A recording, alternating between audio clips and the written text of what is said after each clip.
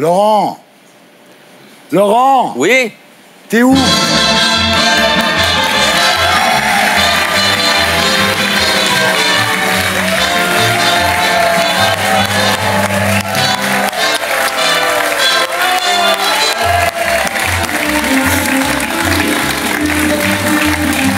Comment ça va? Ça va très bien, j'ai suivi l'émission Les Terriens du dimanche. Ah ouais. Oh là là là là. Alors j'ai un peu enquêté sur cette histoire de prénom. Oui.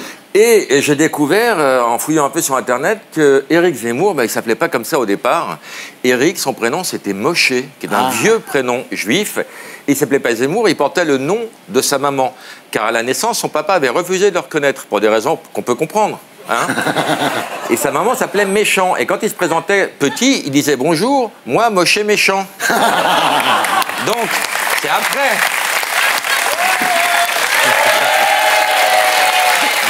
C'est après qu'il a changé. Pour faire carrière, alors il a raison, il ne faut pas que les étrangers, s'ils veulent s'intégrer, gardent des prénoms un peu exotiques.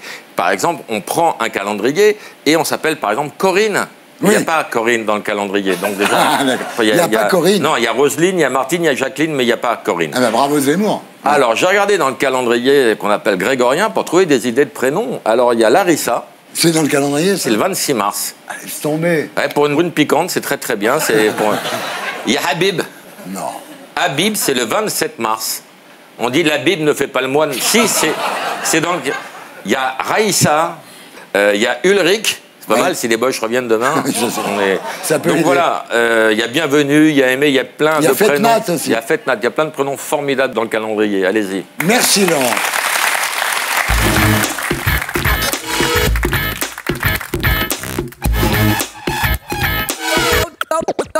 Go down.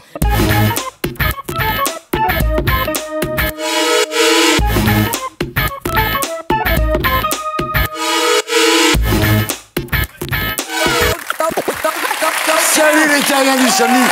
Bienvenue dans l'émission qui nous permet de savoir quel jour on est en compagnie de Laurent Baffy. Et tout de suite, j'accueille Yann Moix.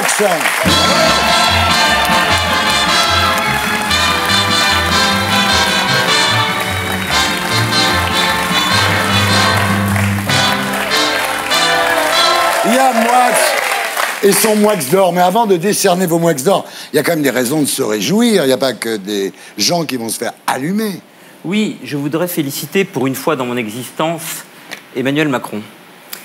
Sur l'affaire Maurice Audin, Emmanuel Macron a considéré qu'en Algérie, il y avait eu des crimes institutionnalisés. Il a reconnu la responsabilité de l'État français dans la disparition et l'assassinat de Maurice Audin en 1957. Et je lui donne un coup de chapeau et non pas un Moix d'or, parce qu'il faut reconnaître que lorsque la mémoire est filtrée, non pas par le regret, mais par la vérité, alors l'histoire peut continuer et peut-être apaiser les esprits. C'est un coup de génie. Il ne faut pas oublier que de 1827, Charles X, à 1962, l'armée française a commis des crimes absolument odieux. Les enfumades, on mettait des gens dans des grottes, on les emmurait, on les étouffait. Une partie de la population algérienne est morte comme ça. Victor Hugo, dans Chose vue, raconte que les soldats français lançaient des enfants sur des baïonnettes, etc., etc. Tout ça fait que Emmanuel Macron a été, pour la première fois depuis qu'il est à l'Élysée, à la hauteur de sa fonction. Et pour cela, il restera peut-être comme un gravillon dans l'histoire, mais dans l'histoire quand même, vous voyez ce que je veux dire. Est-ce que vous pensez que le président Bouteflika a présenté des excuses pour le sort réservé aux harkis, par exemple, qui ont été enduits de miel avant d'être donnés aux abeilles? C'est pas si vous voulez, on joue pas, tu me tiens par la varichette, même s'il y a beaucoup de barbus là-bas. Et c'est un problème algérien. Je crois que la guerre d'Algérie est peut-être terminée depuis que Emmanuel Macron a reconnu que l'État français s'était comporté comme un criminel. D'accord. Bon, on va pas lancer la discussion puisque c'est l'heure des récompenses qui peuvent faire mal. C'est l'heure des Moix d'or.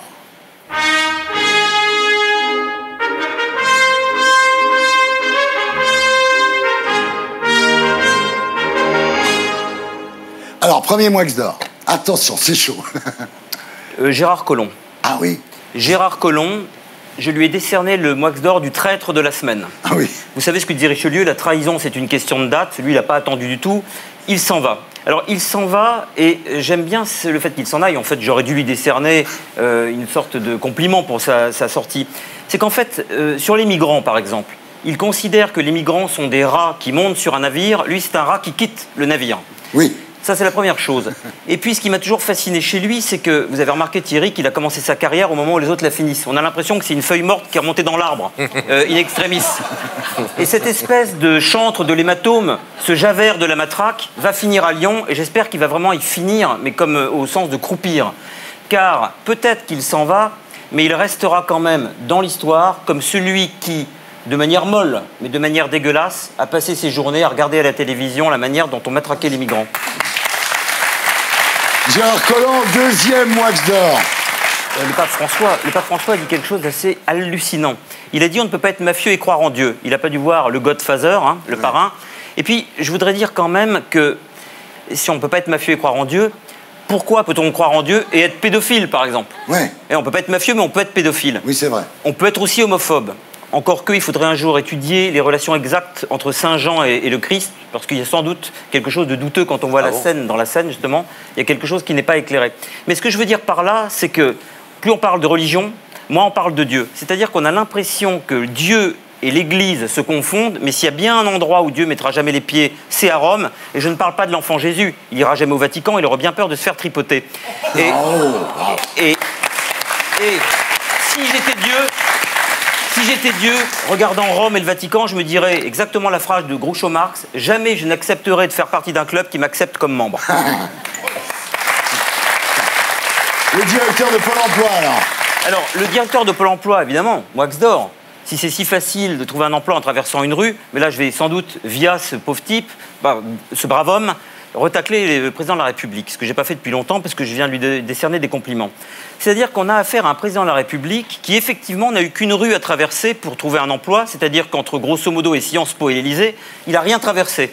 Pas de traversée du désert, ni même de bac à sable, pas de traversée de l'Atlantique, pas de traversée de quoi que ce soit. Et je dirais que Macron n'a même pas traversé les années, il a 40 ans. Donc il n'a ni traversé l'espace, ni traversé le temps, mais il va donner des leçons de traversée de rue. Ouais, bravo. Et le dernier, c'est la mort. La mort, Thierry, n'est jamais intelligente. L'année même où nous perdons Claude Lanzmann, l'année où nous perdons Simone Veil, nous perdons une grande dame, Marceline Leridan, qui est la dernière voix vivante, qui était la dernière voix vivante des suppliciés d'Auschwitz et qui est morte le soir de Kippour. Cette femme, Marceline Leridan, a été déportée à Auschwitz parce qu'un petit ramasseur de noisettes n'avait pas été suffisamment payé. Elle a retrouvé, il y a quelques années, la lettre de dénonciation à la Gestapo. Donc vous voyez à quel point quelques noisettes peuvent faire basculer une famille entière dans l'oubli, et même dans l'oubli au carré, car les premiers révisionnistes de l'histoire, c'était les nazis. À mesure qu'ils détruisaient, ils voulaient détruire la destruction pour qu'il ne reste non pas seulement plus de présence juive sur la terre, mais plus de souvenirs de présence juive sur la terre. Et je pense que, d'une certaine manière, il faudra avant que la Shoah tombe dans l'oubli, parce que tous les grands événements tombent dans l'oubli, qu'on puisse édicter un jour un chant, comme l'Iliade ou l'Odyssée, car la guerre de Troie, si elle a lieu aujourd'hui, tous les jours, c'est grâce au chant d'Homère. Il faudra trouver donc un moyen de ressusciter tous ces morts par un long poème qui pourra détruire l'oubli à coups de génie, de prosodie, peut-être de poésie. Il y a quand même le film de Claude Lanzmann. Shoah reste comme un très grand film. D'ailleurs, les gens pensent que c'est un documentaire. Il a fallu un génie de la mise en scène pour pouvoir faire Shoah. Car se mettre en scène soi-même, avoir la prescience qu'un champ où on faisait un camp de concentration appartenait à un paysan est une sorte de... C'est extraordinaire d'avoir senti qu'il n'y avait pas de champ situé dans le cosmos, qu'à Auschwitz, c'était bien situé dans un village précis. Et bien sûr, aujourd'hui, quand on va visiter le village polonais de Ostresim, les gens vous disent « Vous avez vu la forteresse du XIe siècle ?» Mais non, le lieu est contaminé jusqu'à la fin des temps par cette horreur venue de nulle part, mais qui reste inscrite dans les gènes de l'humanité. C'est un Tchernobyl nazi. C'est un Tchernobyl nazi, et c'est vrai que la terre là-bas est contaminée, et les particules de nazisme ne s'enfuiront pas sous prétexte qu'avant Auschwitz avait lieu un village qui s'appelait Ostresim. Le problème de la Shoah, c'est que c'est un trou noir qui aspire jusqu'à la fin des temps toutes les bribes que l'histoire viendra essayer de poser dessus. Et maintenant, c'est l'heure du débat de la semaine. C'est la battle.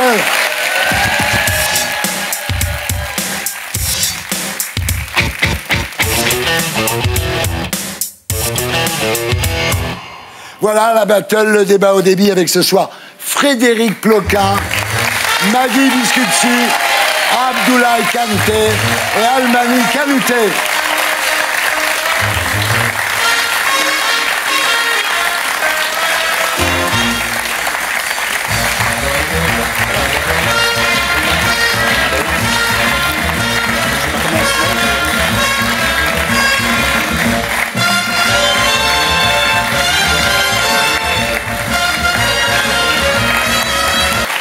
Frédéric Ploquin, bonsoir. Bonsoir.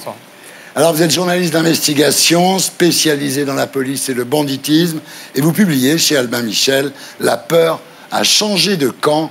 Bienvenue parmi nous, Frédéric. Merci. Maggie Biskuitski, bonsoir. Vous êtes policière à la BAC des Yvelines, dans une brigade de nuit, et présidente de l'association Mobilisation des policiers en colère, que vous avez fondée en 2016. Vous faites partie des nombreux policiers qui témoignent dans le livre de Frédéric Ploquin. Bienvenue parmi nous. Abdoulaye Kanouté, bonsoir. Vous êtes policier également, ancien des stupes dans le 93 et ancien îlotier à l'époque de la police de proximité. Vous êtes aujourd'hui à la direction de la coopération internationale. Bienvenue parmi nous. Almani Kanouté, bonsoir. Vous êtes éducateur à Fresnes dans le 9-4 et militant associatif très engagé contre les violences policières que vous-même avez subies d'ailleurs. Vous faites partie du collectif Justice pour Adama, c'est écrit sur votre t-shirt. Bienvenue parmi nous. Alors la battle de ce soir, policiers contre voyous, pourquoi la peur a changé de camp? On regarde l'édito de Blacko et on en débat après. Magnéto Didier.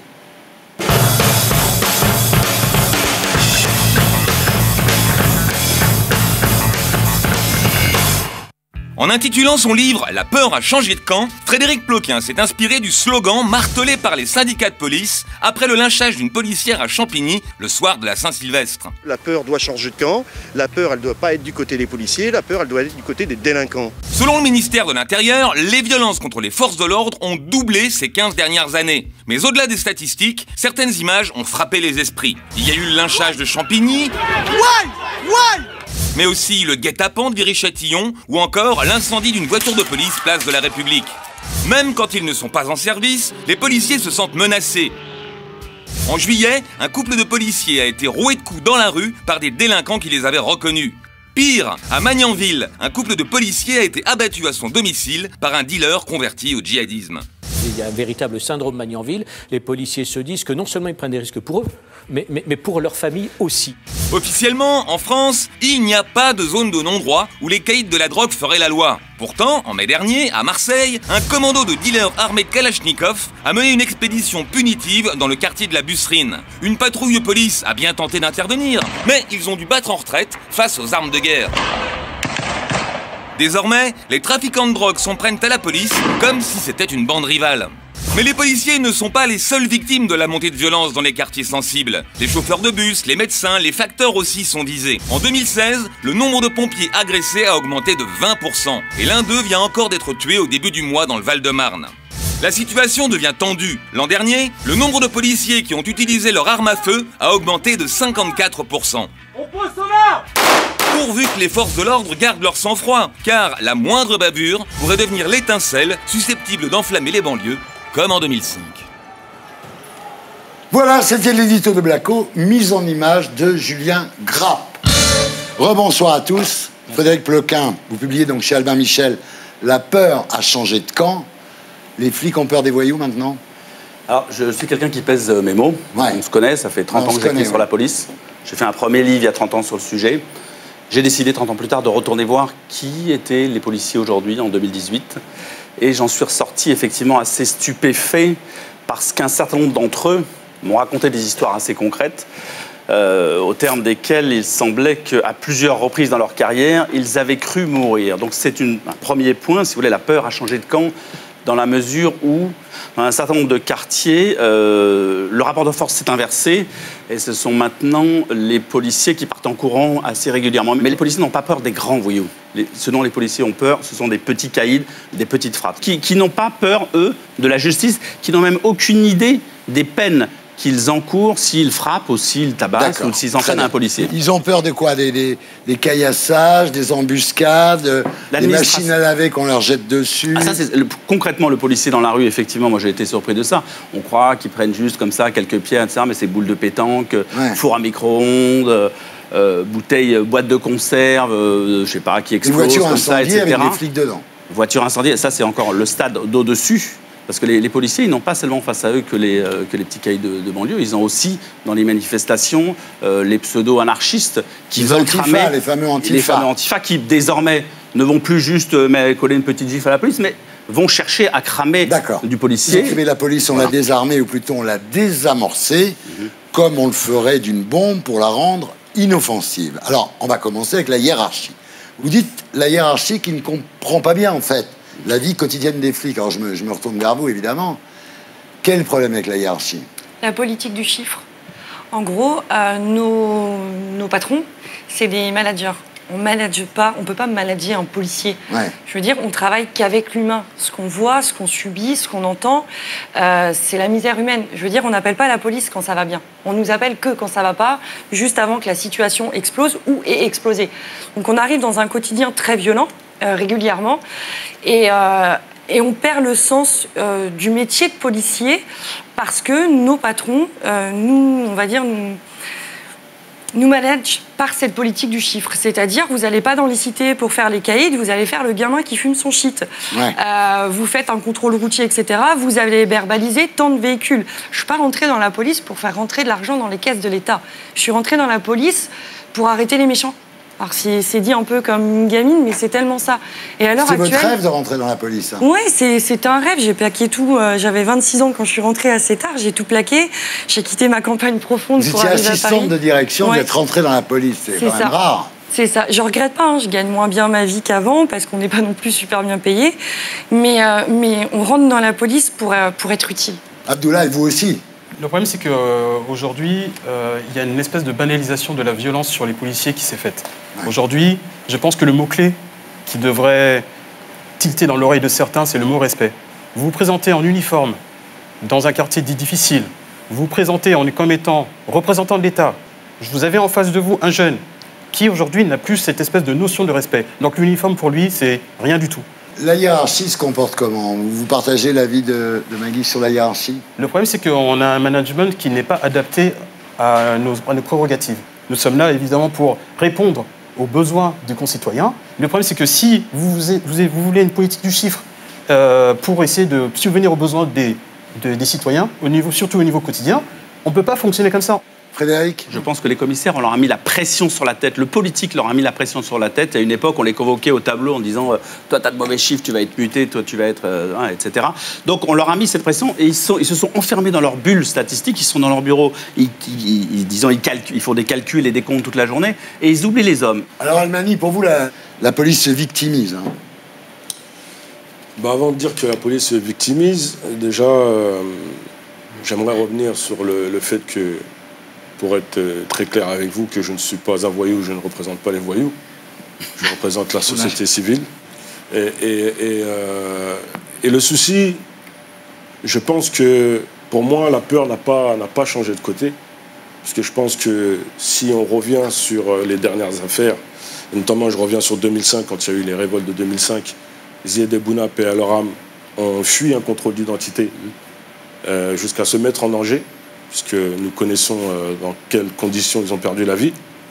Après cela, vous avez un cas très récent, paix à son âme aussi, Adama Traoré, n'aurait pas fait demi-tour avec son vélo si il n'avait pas aperçu des gendarmes qui avaient l'habitude d'agir avec une certaine répression et non pas prendre la fuite parce qu'il avait quelque chose à se reprocher, puisqu'on a trop tendance, encore aujourd'hui, à faire passer les différentes victimes de violences policières, et dont ceux qui en perdent la vie, à les faire passer pour des délinquants ou des voyous.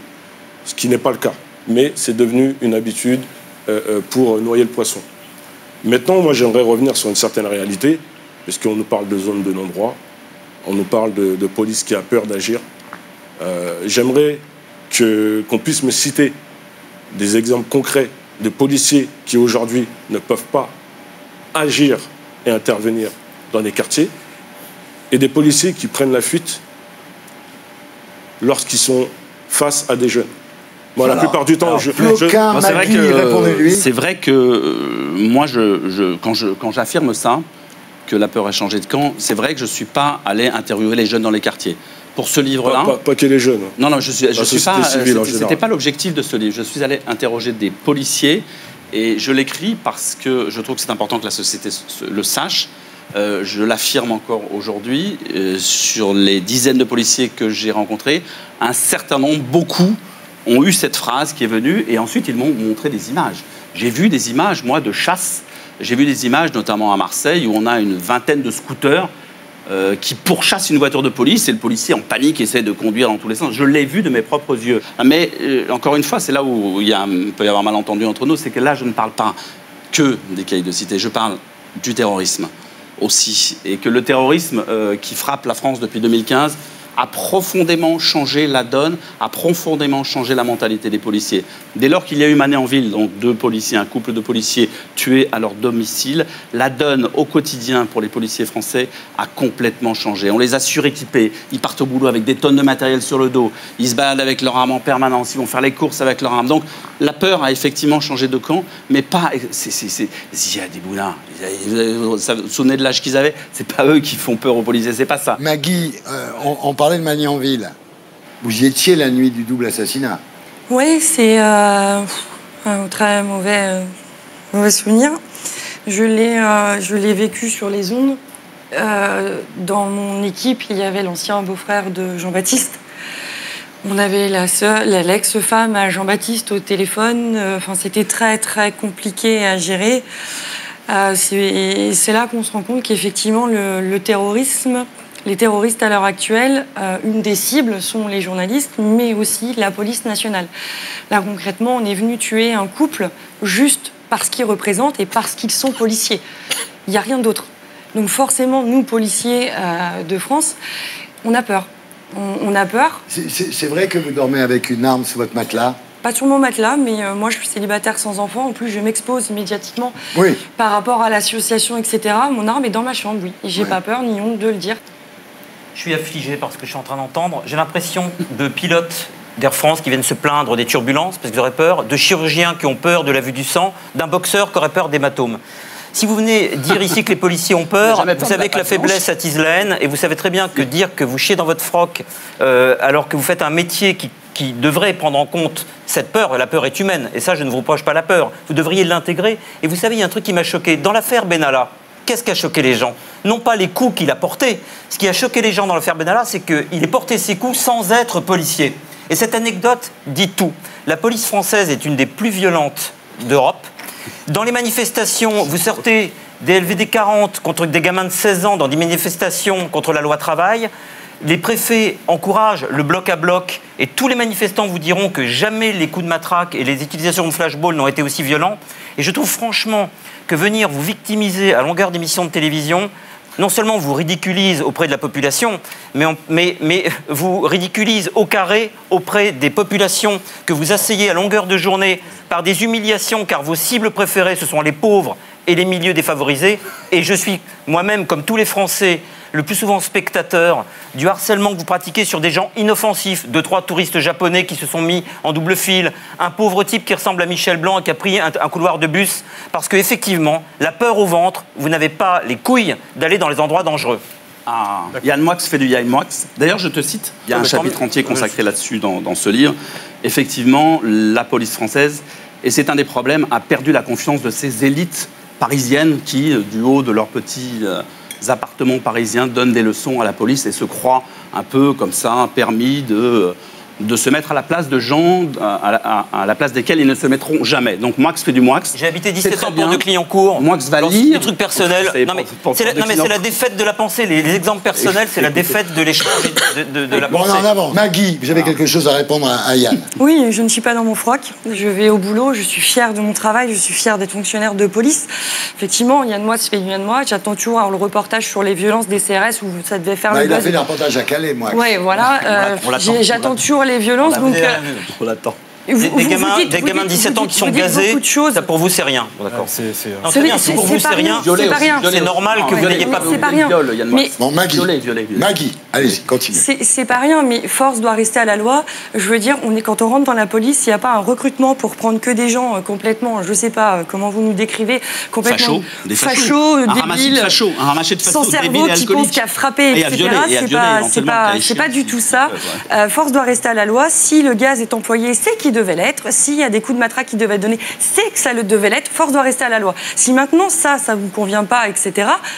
Vous avez la règle de la proportionnalité. Et on sait très bien que dans les manifs, contre des gamins de 16 ans ou contre des pauvres migrants qui ne sont pas armés, la proportionnalité ne peut pas s'appliquer. Ils n'ont pas d'armes. Très bien. Bon, Abdoulaye. Monsieur Moix, je vais vous dire un truc. Déjà, je vais reprendre le terme de ma collègue, on ne chie pas dans notre froc. Je pense que je vais vous inscrire en faux. C'est scandaleux ce que vous dites, parce qu'aujourd'hui, vous avez des centaines de femmes et d'hommes qui se sacrifient tous les jours, je dis bien tous les jours pour ce pays, pour sauver des personnes. Métier, mais attendez, monsieur, non, monsieur, je suis désolé, monsieur, vous pouvez pas dire qu'on chie dans le froc. Si on fait ce métier-là, si on n'a pas la notion de la peur, on peut pas faire ce métier-là. Vous savez combien de personnes on sauve tous les jours? Vous savez combien d'appels on reçoit pour des fausses affaires? Et après, quand vous croyez qu'on est reçu comment dans les cités? Vous croyez qu'on est reçu avec un tapis rouge et tout, dire bonjour à la police, etc. Monsieur, je pense que vous êtes hors sol. Vous êtes hors sol parce que vous traitez les gens. Mais c'est pas une question. Monsieur, mais attendez, monsieur, c'est pas une question de traiter les gens. C'est que quand nous on arrive, vous osez nous expliquer que dire que vous vous victimisez à longueur de plateau télé, tout ça, etc. Mais monsieur, attendez. J'ai assisté aux violences policières. Vous avez assisté, mais justement, je reviens à ce que dit pendant un an. J'ai assisté, j'ai été agressée dans l'exercice la misère humaine, on la voit, monsieur. Arrêtez. Des femmes et des hommes qui se sont fait violer. Moi, j'étais les premiers, justement, à les secourir parce que, justement, ils étaient en détresse. Et quand vous dites que oui, qu'il y a des personnes qui se sont fait gazer, tout ça, etc., vous êtes partis à Calais, vous avez vanté un reportage. Aujourd'hui, même des médias de gauche et tout vous demandent sur les preuves, on les attend. Alors, donc, si vous dites que vous venez nous ridiculiser ici, moi je peux pas l'accepter. Moi je me lève tous les matins pour sauver les gens ici. Bon, Almami maintenant. Effectivement, il y a un malaise dans notre société. On le ressent dans la société civile, dans la police. Et on oublie souvent d'évoquer l'essentiel. Tout à l'heure, elle a souligné le fait qu'on nous demande d'appliquer la politique du chiffre. On nous demande d'intervenir dans des zones pour des petits délits, alors qu'il y a plus dangereux. Sur ça, il n'y a pas de problème. Et le vrai problème, pour moi, c'est que la vraie cible, c'est celle qui nous envoie droit dans le mur. Je vais parler des cols blancs, je vais parler des politiques, quelle que soit leur couleur politique. Et par contre, je ne vais pas vous rejoindre sur le fait que vous vous sentiez seul. Les politiques vous soutiennent. Vous avez un corps syndical. Société civile, pas de syndicat. Je dirais pratiquement aucun politique ne nous soutient quand on subit. Et donc, ceux qui sont vraiment enfermés dans cette condition de peur, qui, par la peur, finissent par commettre des incivilités, c'est la société civile.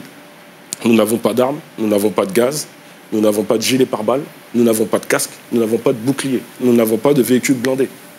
Et je ne peux pas laisser dire que quand les policiers interviennent, interviennent avec un tapis rouge et autres. C'est normal qu'ils n'aient pas de tapis rouge. C'est la réalité. Non, mais c'est normal qu'ils n'aient pas de tapis rouge. C'est normal. Parce qu'ils n'agissent avec aucune courtoisie quand ils viennent interpeller. C'est souvent, ils interviennent en venant défoncer des portes. L'usage des armes à feu. On vous autorise aujourd'hui à tuer en toute impunité. Alors, vous dites au sujet des violences, c'est le seul moyen d'exister pour des citoyens abusés par la police. Aujourd'hui, c'est soit l'oubli, soit la violence. Il n'y a rien entre ces deux mondes, dites-vous. Oui, pour moi, je parle souvent de légitime défense. Oui.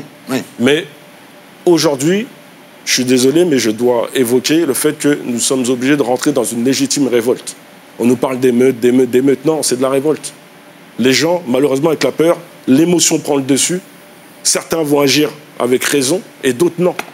Donc, à un moment donné, il faut prendre le temps d'écouter, comme on peut entendre et écouter des policiers dans un mal-être. Effectivement, on entend le nombre de suicides au sein de la police, mais ce n'est pas la société civile le problème.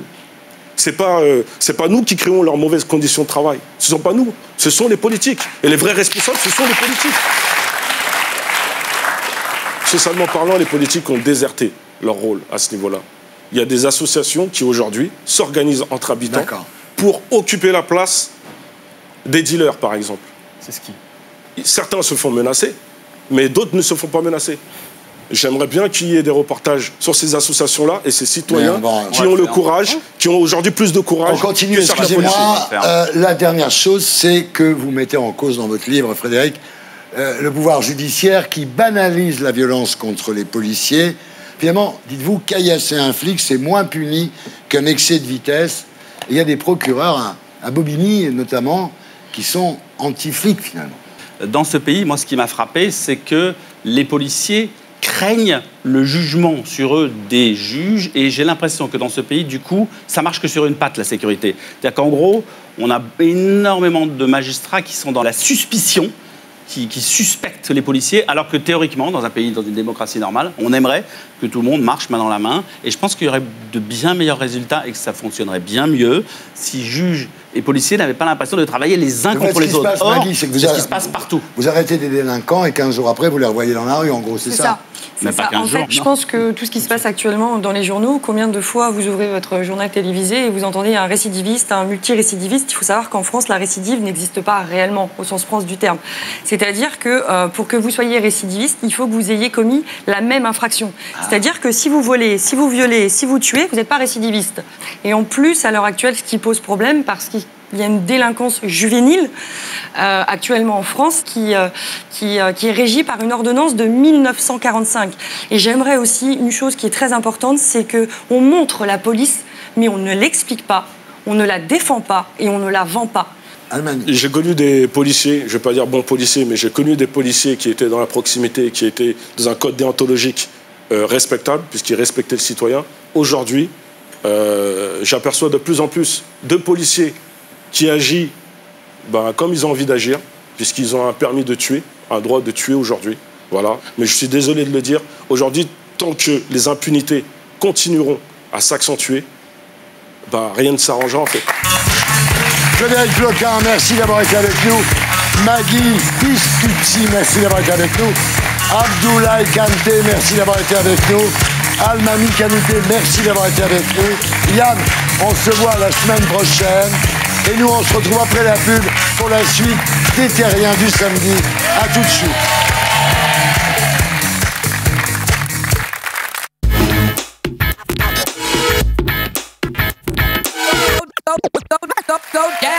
Rebonsoir les Terriens du samedi. Re-bienvenue dans l'émission qui vous permet de savoir quel jour on est. Laurent Baffy est toujours avec moi. Et j'accueille Elie Semour, Florent Père, Jonathan Lambert et Loulou Robert.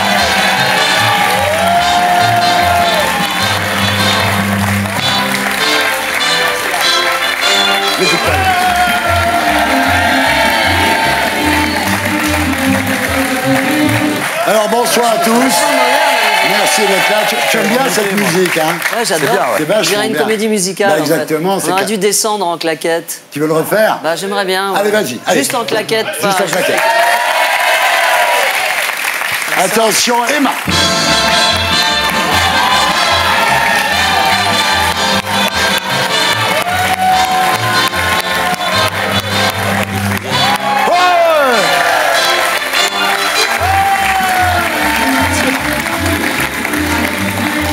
Tu sais quoi? Jusqu'à présent, c'est toi qui l'as le mieux descendu. Mais je crois. Ce sera malheureusement coupé au montage, à moins qu'une maquilleuse ait eu la gentillesse de filmer ça dans les loges. Oui, pour nous faire plaisir. Alors, Elie, vous vous définissez sur Twitter comme humoriste, chantiste, acteuriste, twitteriste, fleuriste ou apicultiste. C'est ça, voilà. Alors ce soir, je reçois le chantiste et le fleuriste. Exactement. On est bien d'accord? Oui. Pas les juifs. Non. Ah non. Non, là, ça, c'est une autre partie de ma carrière. Voilà, c'était avant. C'était avant. Alors, vous avez un disque et un livre, ça tombe bien, puisque la séquence s'appelle Shopping.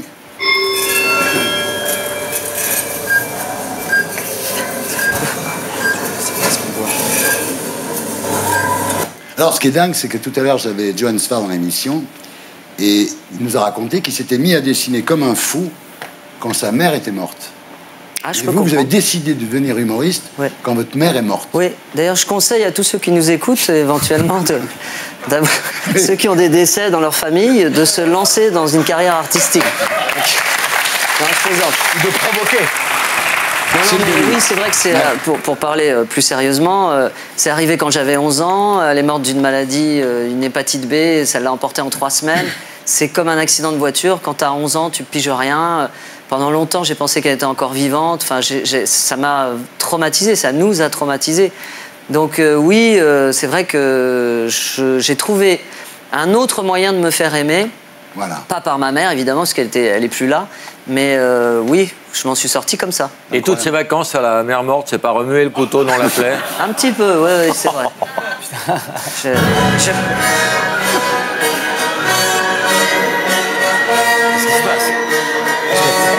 Vous savez ce que disait Woody Allen? Quand j'entends Wagner, j'ai envie d'envahir la Pologne. Et vous êtes allé au Festival Wagner j'adore. cet été à Bayreuth. En fait, on peut dire qu'il y a, pour les musulmans, il y a la Mecque, et pour les nazis, il y a... Bayreuth, en fait, non, j'explique aux gens. Moi, je suis fan d'opéra, j'adore la musique classique, j'adore ressentir des émotions fortes, et j'en ressens avec Wagner. Et j'étais à Bayreuth, en fait, qui est le Ou alors tu es un infiltré, c'est peut-être aussi... peut-être. C'est T'as pas fait que du bien, Diodo, hein? Je vais te demander de te taire, Laurent Baffy? Oui. Non, j'étais à Bayreuth et j'y vais chaque année et j'ai vu quasiment toute la tétralogie. J'adore ça. En fait, c'est ça qui est fascinant chez lui, parce qu'on se connaît un peu, c'est qu'il est super drôle sur scène, mais dans la vie, il est chiant. Ouais. Le mec, il t'emmène voir Wagner. Toi, oui, non, en connaissance de cause. On va pas parler de ta vie privée, parce qu'on en a parlé la dernière fois. Je suis encore plus chiant Jonathan que lui. qui me dit ça. Ouais. C'est ce petit notaire qui vient de m'insulter. Voilà. Ce petit monsieur procédurier. Bon, j'avais un objectif dans la vie. Alors, Jonathan Lambert et Florent Père. Venons-en. Le couple le plus drôle de l'année avec Macron et Benalla, quand même. Ouais, c'est vrai que vous reprenez donc le prénom sur scène à Édouard VII. Alors, on a passé la semaine avec des histoires de prénoms, mais j'en peux plus. Adapté de Zemmour, hein, le prénom. Oui, le prénom adapté de Zemmour. Vous, d'ailleurs, votre vrai prénom, c'est Rodolphe Jonathan. Oui, parce que mes parents n'arrivaient pas à se mettre d'accord. Mon père tenait à Rodolphe, ma mère à Jonathan. Donc voilà, on a fait le paquet. C'est pas mal. Ah, mais c'est très bien. Florent, bon, oui. Vous vous en doutez, j'ai une vanne pour vous. Ah oui? Ouais. Ah. Père, il n'y en a pas deux. Mais... La Père, il n'y en a pas deux, c'est bon. Ouais. Ah ouais. Ouais, ça me permet de faire vous replacez. Il recycle. Alors, vous êtes quand même incroyable. Vous êtes le seul mec beau gosse et musclé qui a besoin d'être drôle pour exister. Je comprends. Il y a Ellie aussi. Oui, d'accord. C'est vrai qu'il est musclé, je l'ai vu dans sa loge hier il est soir. beau, Ah, mais tout le monde le voit dans sa loge. Il a un grand plaisir. Il adore ça. Tu sais, il y a un petit truc un peu exhibe. J'ai tapé à la porte et il m'a dit rentre pas, je suis tout nu. Et là, il a ouvert la porte, c'est con. Hein. Alors, c'est votre première grande pièce. Il est con. C'est votre première grande pièce. Oui, tout à fait. Et pourquoi vous n'avez pas exigé un décor penché? Oui, je voulais, et puis Bernard Murat a refusé. C'était trop de travaux. Loulou. Oui, c'est moi. Alors, il y a des mannequins qui deviennent femmes de président, d'autres qui deviennent femmes de footballeurs, d'autres qui deviennent femmes d'Arthur. Vous êtes devenu écrivain. C'est ça, ouais. Voilà, donc déjà, un mannequin qui lit des livres, c'est pas courant, mais un mannequin qui en écrit... C'est pas vrai. Il y a plein de mannequins qui lisent des livres. Ah ouais, en général, elle marche plutôt avec des livres sur la tête pour... non, Non, c'est des clichés, ça. C'est un cliché encore. Et maintenant, c'est l'heure des infos de Viso.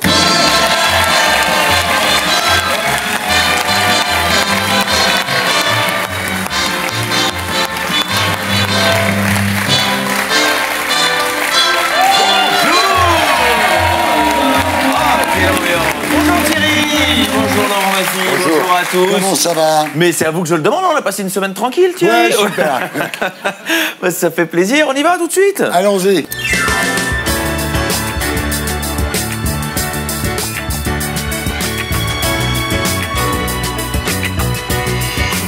Allez, je sais que vous êtes impatient, Thierry, on y va. Politique française.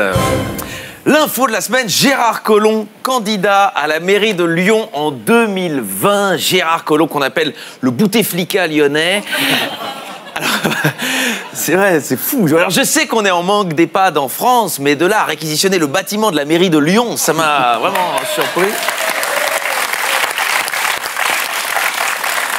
Passons au président Macron. Réforme de la semaine. Macron dévoile son plan santé. Autant vous dire que son plan santé a intérêt à être efficace et rapide s'il veut que Gérard Collomb tienne jusqu'en 2020. L'une des grandes propositions du plan de santé, c'est de donner des notes aux hôpitaux, faire une sorte de TripAdvisor de l'hôpital. Alors j'ai déjà un petit aperçu de ce que ça pourrait donner, par exemple la page du CHU de Reims. Alors est-ce que c'est bien? On va avoir un premier commentaire de quelqu'un qui a été, Vincent Lambert, qui apparemment n'a pas encore terminé d'écrire son commentaire. On attend avec impatience. De la santé à l'éducation. Éducation nationale, Blanquer annonce la suppression de 1800 postes en 2019. Vouloir lutter contre le chômage en supprimant des postes à tour de bras, est-ce que c'est pas un peu lutter contre les pointes sèches et les cheveux cassants en commençant une chimio? On en est un peu là.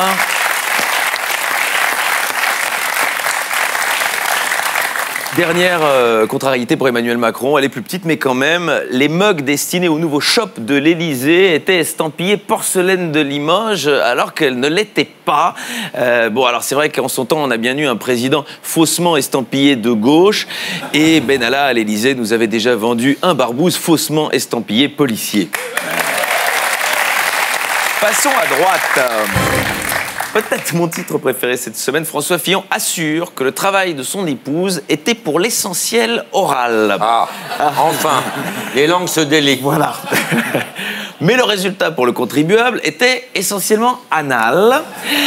En tout cas, on se disait que Pénélope Fillon aurait pu être la nouvelle Hillary Clinton et apparemment, c'était plutôt une Monica Lewinsky 2.0. Extrême droite, Thierry Mariani et Marine Le Pen, pas encore mariés, mais sérieusement fiancés. Je dirais que le mot est un peu fort, je pense qu'entre ces deux-là, il est plus juste de parler de collaboration.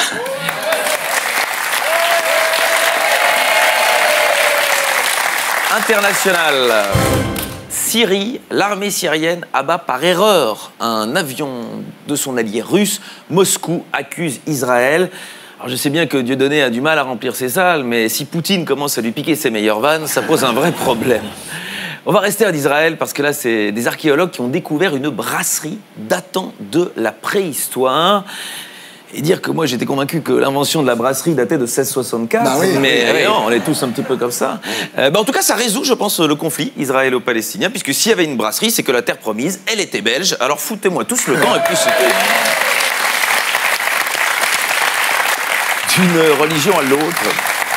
Le Dalai Lama avait connaissance d'agressions sexuelles commises par des enseignants bouddhistes. Alors voilà, ce que là-bas on appelle le gong bang.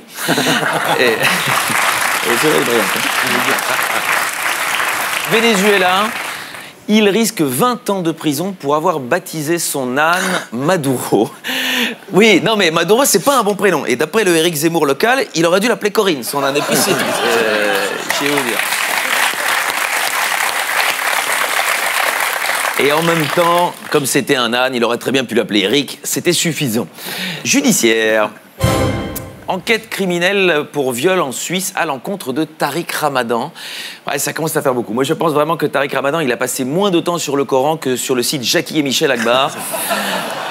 Les brèves. Il est bien aussi celui-là, ce jingle. Var. Un homme jugé en comparution immédiate pour avoir tenté d'enterrer vivante sa compagne, qui a finalement été sauvée de justesse. Et évidemment, ça a suscité des réactions, notamment celle-ci sur Twitter. Xavier Dupont de Ligonnès qui dit « Laissez faire les professionnels », bien entendu, bien entendu. Paris, une femme découverte morte dans une bibliothèque, et on ne le dira jamais assez, arrêtez de lire Christine Angot, c'est dangereux, c'est très dangereux. Ça aurait été vous plaire celle-là. Une autre brève, après avoir écrit « Comment tuer son mari », l'auteur est arrêté pour le meurtre de son mari. Logique. Voilà une auteure cohérente. Et je voudrais juste rappeler le titre d'un autre ouvrage d'Éric Zemmour qui s'appelle Le suicide français. Donc vraiment, vas-y, lance-toi. Et...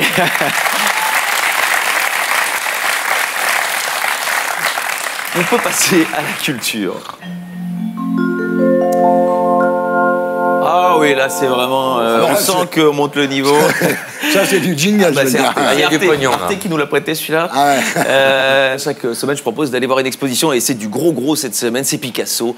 La période bleue et rose, c'est au musée d'Orsay, du 18 septembre au 6 janvier. Pablo Picasso était un Espagnol qui a vécu en France, un petit peu comme Anne Hidalgo, Emmanuel Valls, sauf que lui a été aimé de ses contemporains et a réussi sa vie. D'ailleurs, terrible injustice, sa demande de naturalisation française, à l'époque, avait été refusée, tout comme celle d'un autre grand maître, Maître Gims, à qui on a refusé aussi. L'exposition est donc consacrée à ses débuts, ces deux périodes bleues et roses, d'autant plus intéressant que le style de Picasso a évolué énormément, notamment on va prendre les autoportraits, qu'il a fait donc à 15 ans, c'est lui, à 25 ans, c'est encore lui, et à 89 ans, toujours un autoportrait. Alors, on va pas se mentir, il ferait douter Darwin lui-même quant à la théorie de l'évolution. Mais prenons cette période bleue. Alors voilà, un premier tableau qui sera à cette exposition, l'A7. Alors pourquoi ce nom? Eh bien c'est simple, parce qu'on le voit bien, le monsieur a fini son A7. Et... Ça marche bien, ça. Celle-là, je peux vous dire, c'est pas Guillaume et Proust qui vous l'auraient faite, celle-là. Et c'est pas le dernier jeu de mots. Attention, est-ce que vous reconnaissez ceci? Qu'est-ce que c'est? C'est un 5 à 7. Et oui! Ah, mais oui! Il y a du boulot. Bon, oui, non, je fais des vannes sur la période bleue parce qu'elle n'est pas très marrante, la période de bleu de Picasso. Autre tableau qu'on va découvrir, voilà, Renaud en train de composer son prochain album. Hein, il va de mieux en mieux. Et d'autres œuvres qu'on va voir pour voir l'évolution du peintre. Il y a eu sa période un peu plus colorée. Voilà, ici, on voit Christine Bravo se demandant si elle s'en jette un petit dernier avant d'aller chercher les croissants. Un autre, voilà, on reconnaît bien Jean-Marc Morandini en plein casting. Ou plus poétique, celui-ci, voilà, c'est Napoléon en pleine crise existentielle, hésitant entre envahir la Russie ou tout plaquer pour une carrière de danseur étoile. C'est émouvant. Et évidemment, le tableau le plus célèbre de Picasso, c'est Guernica, une œuvre qu'on sous-titrerait aujourd'hui Booba et Caris au Duty Free d'Orly. Et c'est là qu'on commence à déceler, évidemment, son style cubiste, qui sera sa marque de fabrique toute la fin de son œuvre, avec la prédilection pour les portraits. On va en voir un, voilà. Et c'est vrai que les visages de Picasso feraient passer les opérations de chirurgie esthétique de Rachida Dati pour des réussites. Et c'est vous dire. Mais... Et là, les visages, Picasso n'a pas fait que les peindre, il les a sculptés aussi, voilà, ce qui nous permet de... Voilà, celle-ci, de bien visualiser l'expression « avoir une tête de bite ». Et je suis désolé, Pablo, si tu le regardes. Franchement. Non, la puissance de Picasso, c'est que quelqu'un qui ne connaît pas la peinture reconnaît immédiatement une œuvre cubiste de Picasso. Et on va faire un petit jeu peut-être pour terminer, pour voir si vous avez bien suivi. Voilà, un premier exemple. Voilà, la peinture cubiste de Picasso, tout de suite, on dit c'est à gauche. Voilà, c'est les Didi après l'accident. Plus difficile, parce qu'on reconnaît le sourire, c'est exactement le même, hein, évidemment. Et la dernière, je n'ai même pas la réponse moi-même. Je ne sais pas lequel des deux nous fait le plus peur. En tout cas, allez au musée d'Orsay, parce que l'art, c'est comme la politique. C'est pas parce qu'on n'y comprend rien qu'on peut pas en parler. Bravo, c'est Calais Guizerac. On retrouve ici la semaine prochaine, sur scène, à Paris et dans toute la France. Et maintenant, c'est l'heure de la promo qui s'affiche. C'est shopping.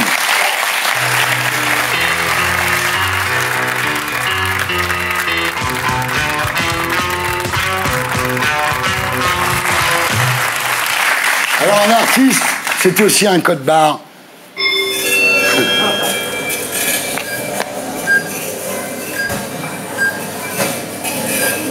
Alors Loulou Robert, vous savez que je suis au tribunal à cause de votre père.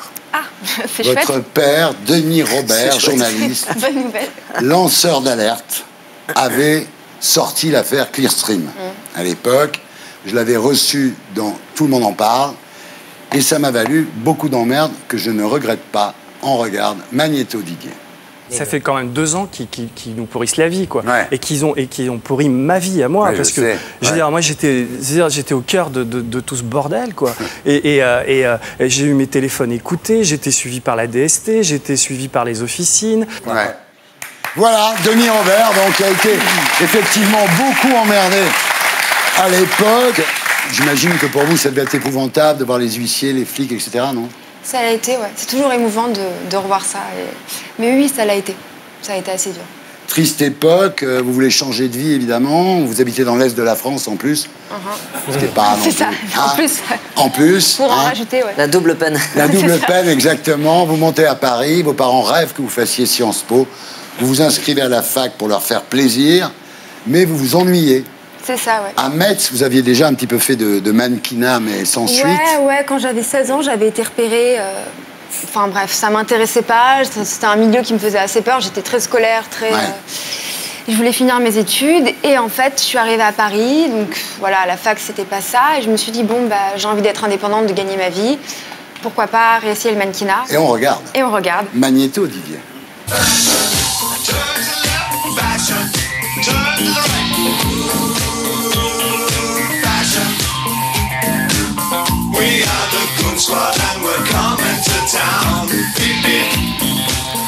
Et voilà, Loulou Robert à l'époque où elle était mannequin.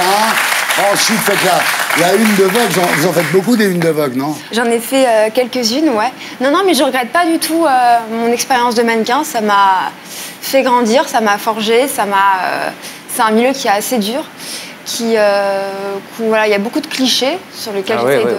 Ouais, beaucoup, hein, n'est-ce pas? Je pense que nous, on a fait la une de Télépoche. Et là, alors, vous commencez à tenir votre journal. Et en fait, vous vous rendez compte que vous aimez écrire en tenant ce journal de bord. En fait. Ça a commencé, ouais, c'est vrai, j'étais dans l'avion. Et en fait, quand j'ai commencé à écrire, dès les premières lignes, j'ai eu une espèce de bouffée d'air frais, quoi. Oui, souvent. Putain, ça claque, c'est ça en fait. C'est mon rythme, c'est ma musique. Et du coup, je me mets à écrire. Et j'écris Bianca, mon premier roman. Et là, vous en êtes au troisième. Et là, oui, c'est mon troisième roman. Alors, vous auriez pu avoir une carrière beaucoup plus classique, anorexie, drogue, liaison avec Jean-Yves Le Fur, mariage avec un mec riche, et non. Eh ben non. Vous êtes devenu écrivain. Les histoires d'amour finissent mal. Alors, vous publiez donc chez Julliard votre troisième roman. C'est ça. Intitulé Sujet inconnu. Alors, le pitch, c'est une fille qui quitte sa province, qui monte à Paris, et dont la vie bascule quand elle rencontre un mec jaloux et violent. C'est ça. Et c'est une histoire d'amour toxique, destructrice. C'est ça, c'est l'histoire d'un amour qui tourne mal, c'est une sorte de... Ouais, presque de film d'horreur, j'ai envie de dire. C'est l'histoire de cette jeune fille qui, à 8 ans, se fait la promesse de quitter sa région, ses parents, avec lesquels elle a une relation fusionnelle, qui fait cette promesse à sa peluche et qui se fait la promesse d'un jour aimer en crever. Et en fait, elle va tenir cette promesse. C'est très bien écrit, c'est écrit de façon assez clinique. Je l'ai écrit d'un souffle. Ouais. J'avais besoin, je crois, de sortir cette histoire. Tu l'as vécu? Ah, c'est toujours la question. Mais le roman commence comme ça, un peu. Je parle tout de suite de ça. On va forcément me demander si j'ai vécu cette histoire, si ce cœur était le mien, s'il a fait boum boum comme.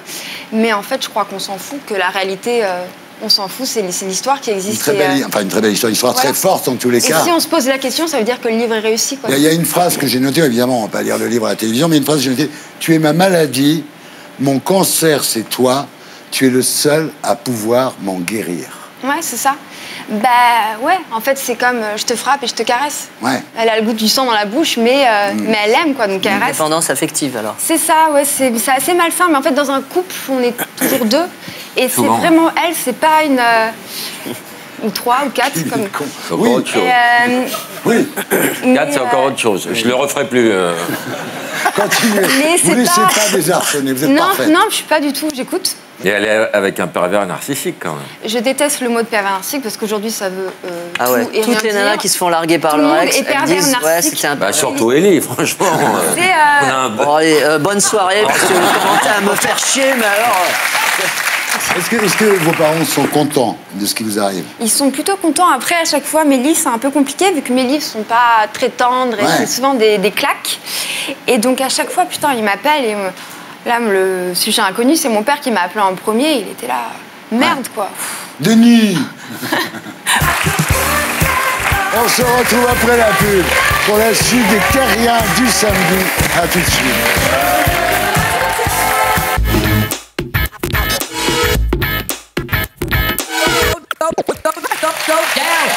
Bonsoir les terriens du samedi. Bienvenue dans l'émission qui vous permet de savoir quel jour on est.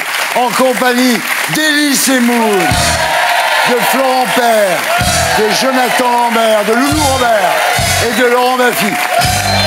Et maintenant, c'est l'heure de l'Hardy Quiz.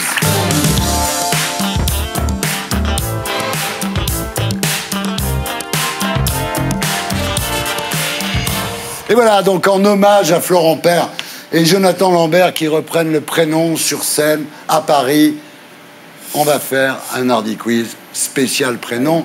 Le gagnant aura droit à un éloge de la part de Thierry Ardisson. Le perdant aura droit à un éloge de Laurent Baffy. Ah oui, d'accord. J'ai presque envie de perdre. Alors, on y va, vous êtes prêts? Testez votre buzzer. Ça c'est Laurent. Ça c'est vous. Toi. Ah d'accord. Vas-y. Oui.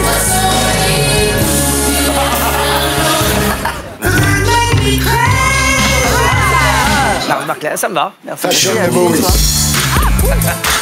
Et lui, il a beau gosse. Ok, vous êtes prêts? Ok, on est prêts. Attention, d'après une étude scientifique réalisée par la prestigieuse université de Stanford, quel prénom en moyenne le coefficient intellectuel le plus bas? Jonathan, Élie, Florent ou Loulou? Ah bah. Jonathan. Ouais. C'est vrai?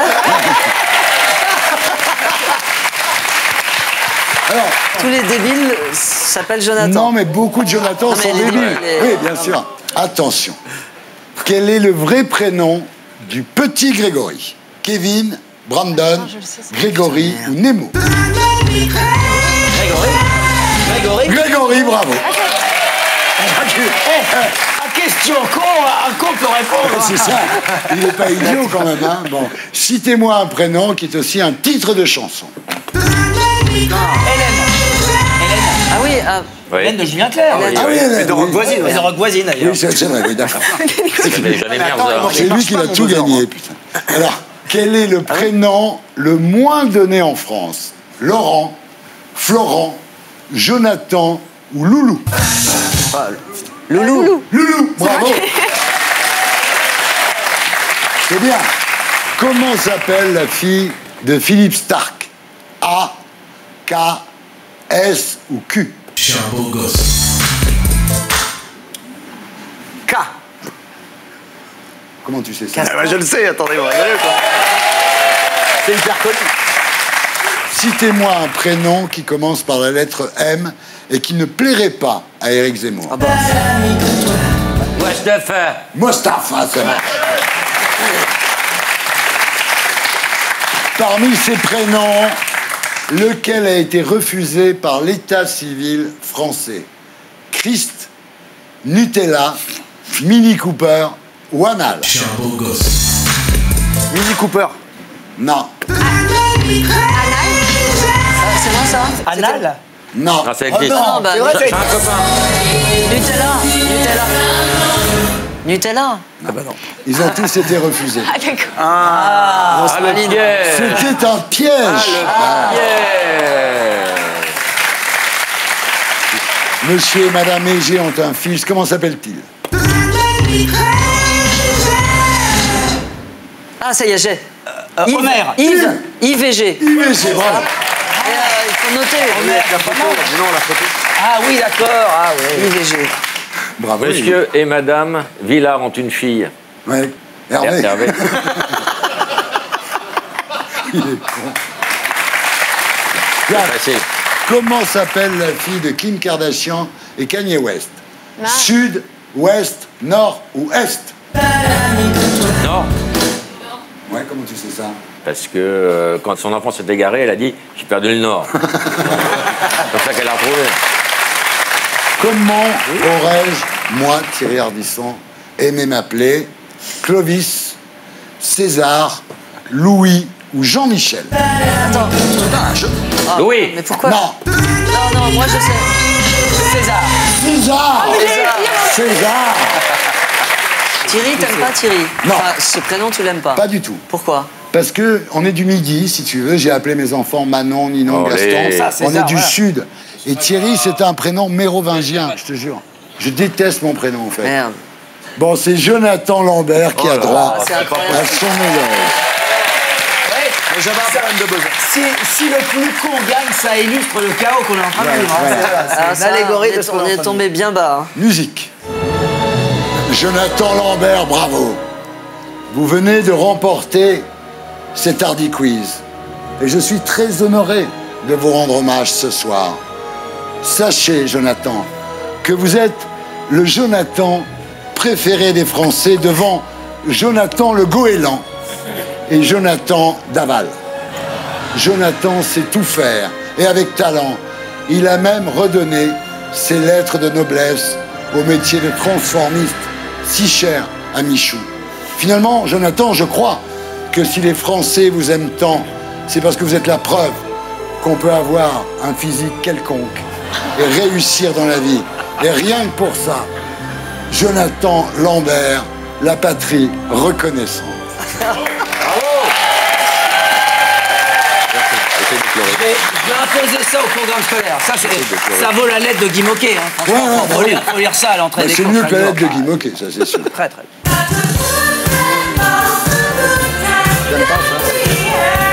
C'est joyeux. Oh là là. On continue avec Shopping, la promo qui s'affiche. Alors, Jonathan Lambert et Florent Père, rebonsoir. Bonsoir. Alors, on voit, regardez-les. Les deux photos. Est-ce que Bernard Murat avait vu ces photos avant de vous caster dans le prénom? Oui, c'est pas sûr. La pièce de Mathieu Delaporte et Alexandre de la Patelière qu'il met en scène à Édouard VII. Il avait vu ces photos? Je ne sais pas. En tous les cas, je suis effondré parce que, dis-moi, vous êtes à Édouard VII, quoi, quand même. J'ai l'impression de recevoir Arditi et Weber. Alors, donc maintenant, c'est Shopping, donc c'est la promo qui s'affiche. Le pitch de votre pièce, c'est quoi? Allez, au boulot. Eh bien, c'est une soirée familiale où mon personnage, Vincent Larcher, va passer une soirée chez sa sœur et son beau-frère, Pierre Garot. Il va être papa, Vincent va être papa dans peu de temps. Il arrive et il vient annoncer le prénom du futur enfant. Il fait une blague, que je ne dévoilerai pas, évidemment, qui va être à l'origine du cataclysme qui va suivre pendant la soirée, parce que c'est le détonateur d'une engueulade monumentale et où tout le monde va régler ses comptes avec tout le monde. C'est super, la pièce. Alors, c'est vrai qu'Alexandre de la Patelière et Mathieu Delaporte, on dit qu'en fait, c'était né d'une expérience vécue. C'est-à-dire que quand on annonce le prénom qu'on veut donner à son enfant, il y a toujours des gens qui s'en mêlent. Ouais. Qui disent, mais pourquoi tu l'appelles comme ça? Tu devrais l'appeler comme si. Voilà. Alors, ça a été vu par 200 000 spectateurs, 6 nominations aux Molières, au cinéma 2 Césars, 5 nominations, 3,4 millions d'entrées, ce qui au cinéma est énorme. À la télévision, ça a été vu par 7,7 millions de gens. Vous dites, en fait, la star, c'est la pièce, quoi. Ah ouais, c'est vrai. Non, mais au départ, les gens venaient découvrir une pièce, et maintenant, quelle que soit la distribution, et vous le prouvez. Non, mais c'est vrai. Non, mais très honnêtement. Mais c'est une chance, franchement, de se retrouver sur un projet. Je les ai vus hier soir et j'avais vu la version avant avec Bruel, Valérie Benguigui, et la première version est mieux. Hein.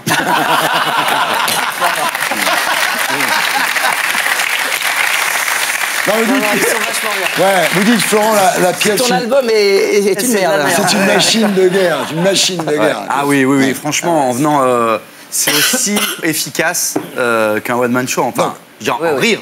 Après, non, on est d'accord, si ça se plante, c'est de votre faute, on est bien d'accord. Ah oui. Non, mais c'était un pari à la base, il était bourré, il était un pote. Cette pièce est tellement forte qu'elle peut marcher même avec 2 baltringues. C'est un fauteuil pour 2, c'est exactement. Alors, effectivement, c'était plein hier soir, non? C'était plein hier soir. Bah ouais. Non, c'était vachement bien. Et vous faites oublier Patrick Bruel. Mais qui a le droit? Je ne sais pas. Magnéto, Didier. Alors, est-ce que vous avez des idées de prénoms? Oui. Et on en a même une assez précise. Christophe. Non, moins courant. Camille. Bah non, c'est un garçon. Camille, c'est garçon et fille. Et bah moi, c'est garçon et garçon. Lancelot. Non. Thaddée. Non. César. Non. Basile. Non. Igor. Moins russe. Bartholomé. Non. Balthazar. Non. Donne-nous un indice. Non. Eh bien, tu es complètement folle, ma pauvre fille. Pardon, toi. Ça suffit maintenant. Vincent, ça va mal finir là. Alors écoutez. Ah, t'es content, toi. Voilà ce qui se passe quand on choisit ce genre de prénom. Non, mais de quoi je me mêle? Mais t'es qui pour me parler sur ce ton? Pierre, excuse-toi. Non, mais c'est pas exactement ce qu'il voulait dire. Bon, les profs de français, il sait très bien ce qu'il dit. Parfaitement. Moi, j'ai le sens des mots et de leur portée. Mais je t'emmerde. J'appelle mon fils comme je veux. Justement, non. Je suis désolée, mais je n'ai pas de cours de prénom à recevoir de quelqu'un qui appelle ses enfants Paula et Myrtille. Ah Stop.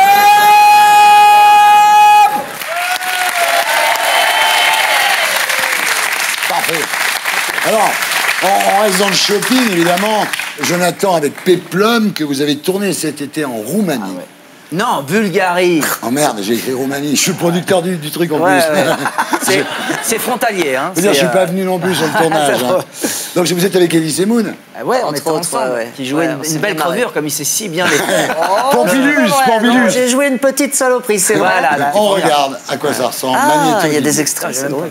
Maître, c'est maintenant que vous allez faire une saloperie? Pas encore, c'est trop tôt, le fruit n'est pas assez mûr. Le fruit? Oui, le fruit, c'est une image. Pour l'instant, j'ai montré patte blanche. Patte blanche? C'est encore une image? Oui. Ah oui, ah, il est bon ce Pompilus. Absolument. Vous voulez encore du pain? Qu'est-ce qui se passe ici? Ça se passe bien ou ça se passe pas bien? Ça se passe pas bien.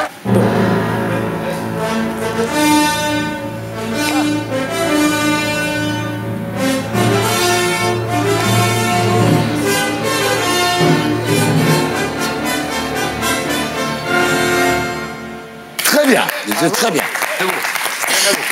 Merci. C'est Shopping qui continue.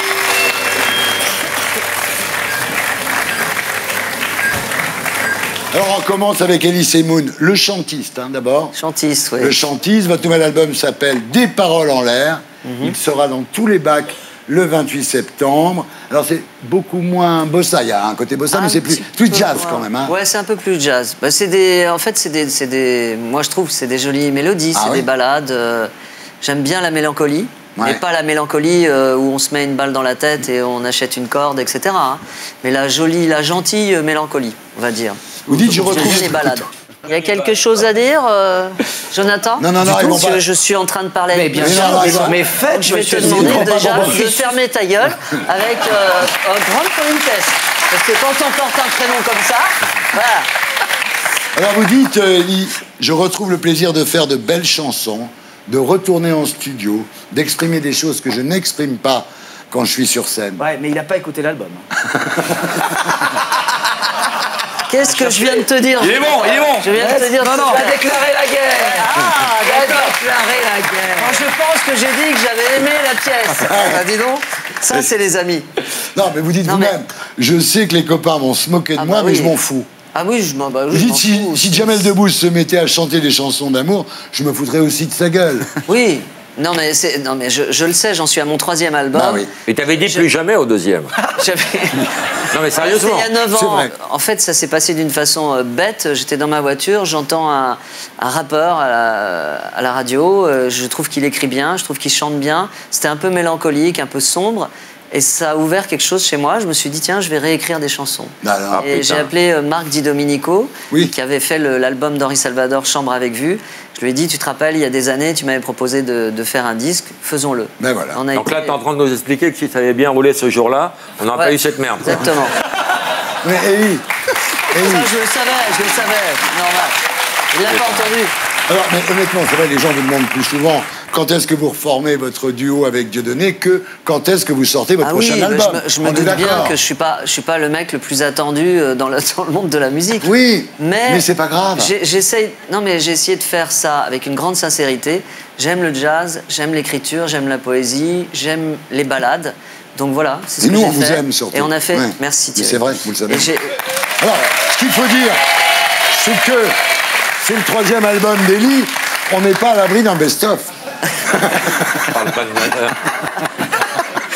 Alors, les paroles sont de vous. Oui. Les musiques sont d'Emmanuel Donzella, de Pierre Souchon, et du regretté Hubert Mounier. Hubert Mounier, ouais, qu'on aimait tous. Ah ouais.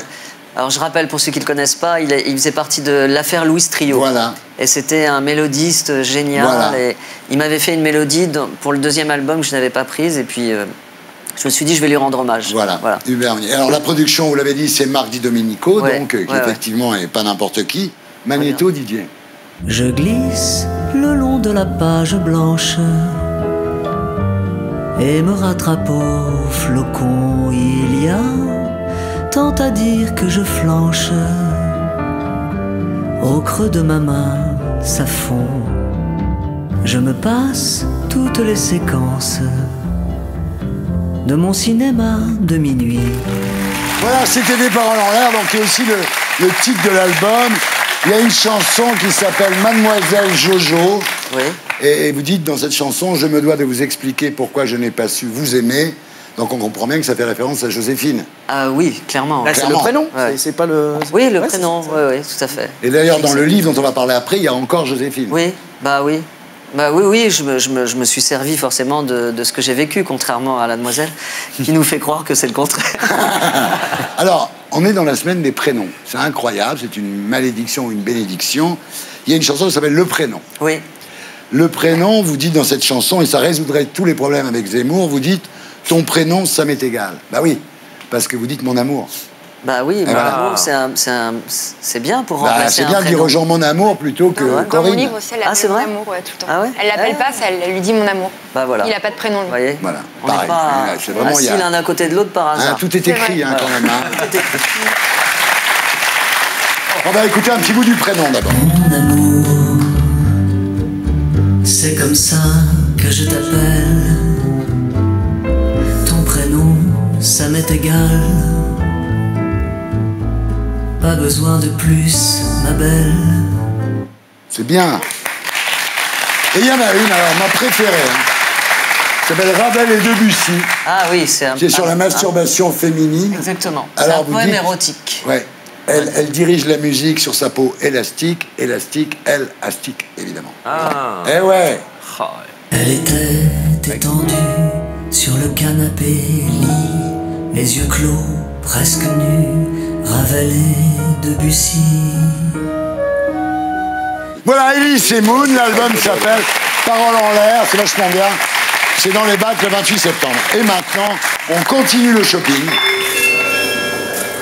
On passe au livre. Je ne suis pas venu pour rien, je veux dire, c'est un vide-grenier. Ah ouais, là, c'est carrément... J'ai une bagnole à vendre aussi. Alors on passe au livre qui s'appelle Pelouse interdite. Non, non, non. C'est pas un truc sur l'homosexualité. C'est pas un truc de cul, non. C'est pas sur l'homosexualité féminine, Pelouse interdite. Non, pas du tout. Bon, d'accord. Alors Pelouse interdite, c'est le journal d'un amoureux des plantes, évidemment. C'est vous, hein. Oui. Alors, c'est aux éditions Ulmer, ça sort le 4 octobre pour le coup. On a hâte. Alors le pitch, en fait, c'est l'histoire de votre jardin du Val d'Oise et quelques anecdotes personnelles qui se cachent derrière votre activité de jardinier. On va dire que c'est pas le mode d'emploi pour comment planter. Enfin, je l'ai coécrit avec Didier Villery, qui lui est un grand spécialiste des plantes. Mais c'est plutôt ma vision d'artiste sur le jardin, et sur les plantes. En fait, je peux donner des conseils, mais c'est pas mon truc. Non. En fait, je l'ai écrit comme un. Non, mais je l'ai écrit comme un amoureux des plantes. C'est une déclaration d'amour à la nature. Voilà, exactement. Voilà. J'ai pas de potager, j'ai pas de trucs comme ça. J'aime juste les fleurs, j'aime... comment c'est pas mal. Pas mal. J'ai pas de potager, il dit moi aussi. Ah oui, d'accord. Là, c'est bien. Jean-Paul Rouve, qui est un vrai ami, m'a dit, si vous voulez connaître le vrai Élie, visitez son jardin. Je me dis parfois qu'il préfère les plantes aux hommes. Non, c'est un peu exagéré, mais quand même. T'as failli applaudir, je sais pas pourquoi, toi. Non, mais à la télé, le public applaudit. On partage, lui et moi, l'amour des plantes. Ouais. Même sur la porte de ses toilettes, il y a marqué silence, ça pousse. Donc le mec, il était quand même. N'insulte pas un ami. Stéphane Marie est mon idole. Alors, non mais c'est vrai, vous faites un parallèle entre votre potager et votre ex, donc vous aviez un projet commun de faire ce potager. Et vous dites, le potager n'a rien donné, Joséphine est partie, j'étais trop impatient. C'est-à-dire qu'avec les femmes, il faut être comme avec les plantes, il ne faut pas être trop pressé. Ouais, faut pas être trop pressé, c'est vrai. Je suis impatient, j'ai envie de... Parce que je réfléchis vite, j'agis vite, donc... Vous êtes trop rapide, des fois. Baisse un peu le melon. C'est pour ça qu'elle est partie. Je vais vite, je réfléchis vite, j'ai une idée à la seconde. Florent, Tu redescends, ça fait là. 1 heure que je me... Bon, alors, elle est bon, ça vient plus, alors. Ça fait 1 heure que je me contrôle pour pas te foutre une tarte dans la gueule. Tu n'as rien à faire dans cette émission. Retourne chez Arthur, s'il te plaît. Oh là là là là, oh! C'est comme ça. C'est ça. Très bien. Bon, attention. Non, vous dites que j'aime mettre les mains dans la terre. Je trouve cet échange physique avec le jardin quasi sensuel. C'est vrai. Je caresse les feuilles comme si je caressais une chevelure. Oui, enfin, là, Oh là je vais là. passer pour un grand malade mental. Non! J'ai un texto de tes voisins. Ils sont très inquiets de te voir nu. À poil. Non, non, je suis pas le genre à parler aux plantes, mais en tout cas, je suis le genre à... Elle est baisée, quand même. C'est vrai que c'est vrai que je le dis. Parfois, même quand il m'arrive malencontreusement de casser une branche ou un truc comme tu ça, t'excuses. je m'excuse. Bien sûr. Alors, non, le grand ennemi d'Élie, c'est le frelon asiatique. Oh putain, Le frelon asiatique qui tue mais nos non, c'est pas sur abeilles. ce sujet, parce que là, je suis à cran, là. Les frelons asiatiques, ils sont vraiment... Ils sont tous dans le 13e pour l'instant, mais... Voilà, c'est ça. Pour combien de temps? Voilà. Et vous aimez tellement les abeilles que vous êtes fait tatouer une abeille sur l'épaule. Ah oui, c'est vrai. Hein? Oui. Est-ce que vous avez d'autres hobbies qui sont tatoués sur votre corps? Il a une ruche sur l'autre épaule. Alors il essaye de faire rentrer l'abeille comme ça dans la... Il y a un truc que je comprends pas. Si vous Il avez... y en a un paquet que tu comprends Oui, pas. mais là, hein. je veux Enfin, dire... bon, vas-y. Non, mais Élie, si vous avez un passe-temps de retraité, qu'allez-vous faire quand vous serez à la retraite? Bah, je suis obligé de répondre à cette question idiote? Non. D'accord, merci.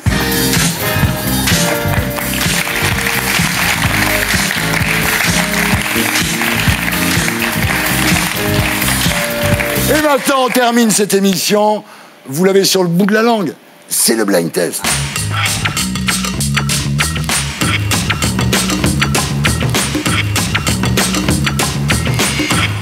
Alors, attention. Thème du blind test de ce soir, les chanteurs et les chanteuses de petite taille. Ok. Merci. Élie Semoun, 1m65. Non. Jonathan Lambert, 1m70. Florent Père, 1m70. N'importe quoi. En hommage à ces 3 hommes de petite taille, nous allons faire un blind test. Small is beautiful. Ah oui, d'accord. Mais d'abord, branchez la guitare. Branchez la guitare, entonner les tambours. Moi, j'accorde ma basse. 1, 2, 3, 4. Voilà, le vainqueur devra célébrer sa victoire comme un joueur de foot qui marque un but. Et la semaine dernière, mon ami Guillaume Canet a célébré la victoire comme Griezmann. Hein. Franchement, il était exceptionnel. Vous êtes prêts? Attention. Emma. Prince. Ouais, qui a dit Prince? Moi, j'étais en train de faire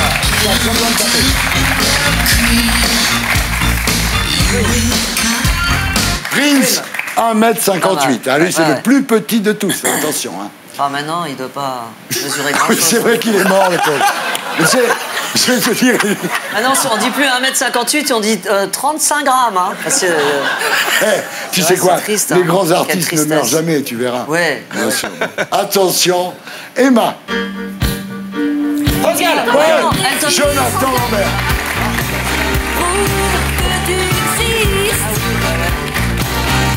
France Gall, 1m50. Ouais. Mais pareil. Pareil. Pareil. Même problème. Même plaisanterie. Voilà. Emma. Elton John.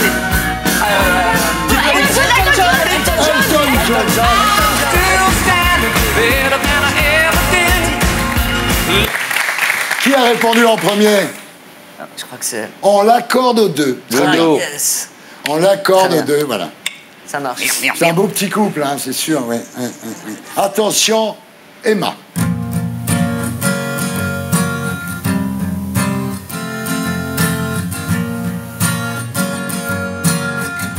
Mimi Mati. Non. Moi, je m'appelle Julien Doré. Je m'appelle Lolita. Julien Doré, 1m70. Emma. Kenji. Eh ouais, c'est pas Julien.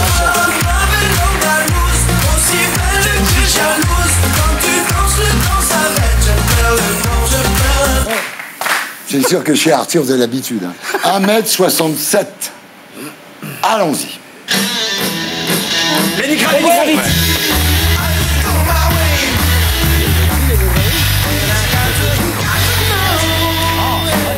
Il sort un nouvel album. Mais il est pas petit, oui. Si. Bah, Lenny Kravitz, il fait 1m70. Hein. Mais il donne l'impression d'être grand en ce moment. Ah, c'est comme Ellie, quand tu le vois à la télé, tu penses que... Parce que là, par exemple, je suis debout. Ouais. Alors, quand je suis assis, ça fait... Laurent. Faudel, non, Oui. Faudel, oui. Tellement je t'aime, je pense à toi. Tellement je t'aime, je rêve de toi. Tellement je t'aime, passionnément. Tellement je t'aime, à la folie. Ah, Loulou prend la tête, laisse tomber. Comment Loulou ça prend la tête. Ah. Ça me fait plaisir, ça, tiens. Ça me fait très plaisir. Attention, maintenant, quelqu'un qui mesure 1m56. Tu m'as dit que j'étais... Véronique Sanson. Sanson. Qui a dit Sanson? Non, c'est pas moi. Bafi d'abord. Alors, on va faire un super banco parce qu'il y a une égalité. Ah là là. Entre Bafi et Loulou. Ah. Attention, super banco.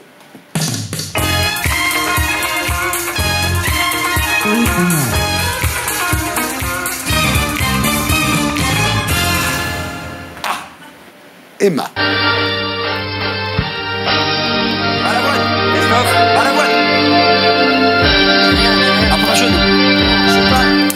Un grand vaisseau de pierre au milieu de la mer, une salle au trésor, il faudra être le plus fort. Je suis Passepartout du Fort Boyard. Oh là là, Passepartout, 1m02. Et là, tu m'as scotché. Parce que franchement, Passepartout, il fallait le trouver. Hein. Ah ouais. Non, il faut dire qu'à l'époque, j'ai acheté le disque. Ah ouais, d'accord. Mais non. Et comme mes enfants n'étaient pas sages, je leur mettais ça. Bon, bah, tu vas nous faire une démonstration de joueur de foot qui vient de marquer un Je but. ne regarde pas le foot, moi.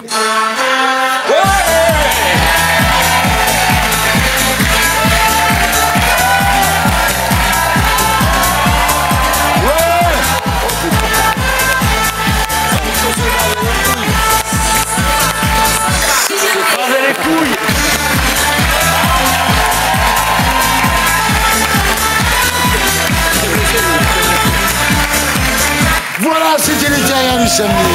Avec Johan Sfar, Elie Semoun, Florent Père, Jonathan Lambert, Loulou Robert et Laurent Bafi. Merci à tous ceux qui m'ont aidé à faire cette émission. À demain, 19h, pour les terriens du dimanche, avec le docteur David Kayat.